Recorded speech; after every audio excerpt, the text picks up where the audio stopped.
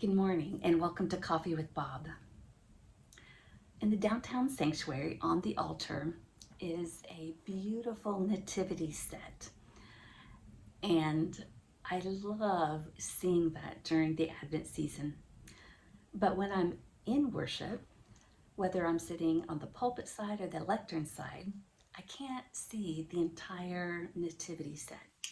In fact, all I can see of the baby Jesus sculpture is his feet coming out of the manger.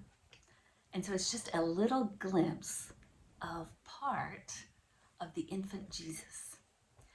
And every time I see his feet, it makes me think about the idea of revelation. Revelation is the process of revealing. God reveals himself so that we can know about God. And there are many different ways that God is revealed. God is revealed in Scripture. God is revealed in worship.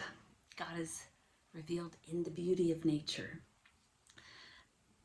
But we never get the entire picture because we are human. We can't fathom all of God's magnificence all at once. And so we get portions of who God is.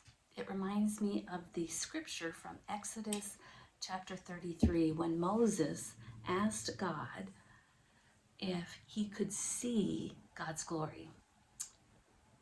Moses said, "Show me your glory, I pray." And God said, "I will make all of my goodness pass before you and will proclaim before you the name the Lord, and I will be gracious to whom I will be gracious and will show mercy on whom I will show mercy. But," God said, "you cannot see my face, for no one shall see me and live." And the Lord continued, "See, there is a place by me where you can stand on the rock, and while my glory passes by, I will put you in the cleft of the rock, and I will cover you with my hand until I've passed by. Then I will take away my hand, and you shall see my back, but my face shall not be seen." I remember reading that when I was a young girl and thinking how sad it was that Moses couldn't see God's face.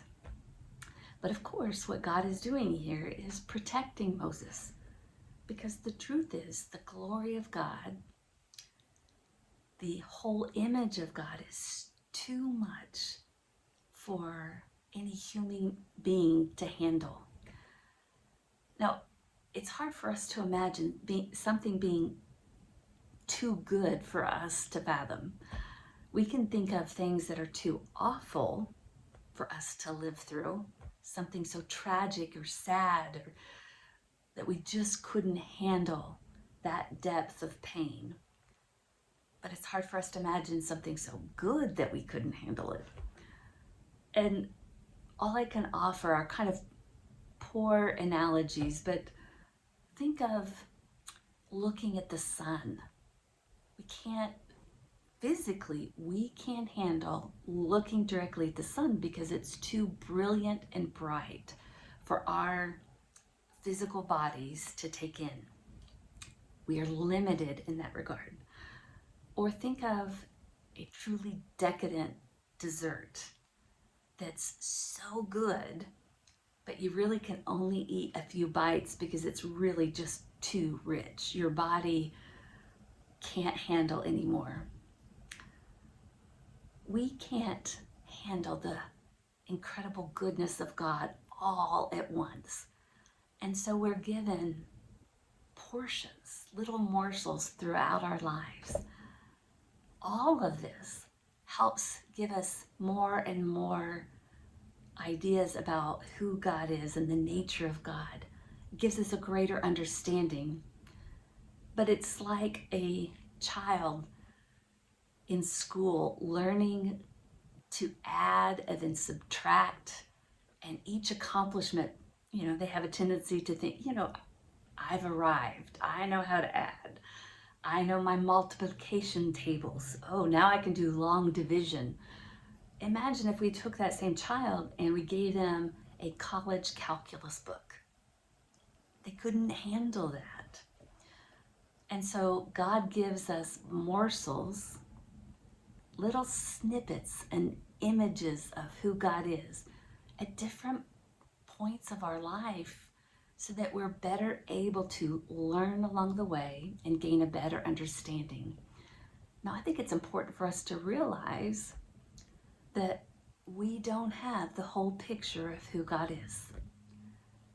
And just like a little child who thinks they've arrived because they went from addition to learning subtraction, and yet they don't even know how much they don't yet know, we may think we've arrived because of all the Bible studies we've taken or all the things that we've learned about God in worship or in our experiences, but we don't even know how much we don't yet know. And so it's important for us to be curious and hungry so that we do keep learning all there is to know about God. It's also important for us to be humble because we don't have the full awareness of who God is. There's so much more to learn. I encourage you to be constantly looking for those little ways and big ways that God is revealed in life. That you take Bible reading and study and devotion time very seriously so that you're always open for more information about who God is. And all of us can be more humble. We don't have all of the truth, and we can always learn more. I hope you have a great day today.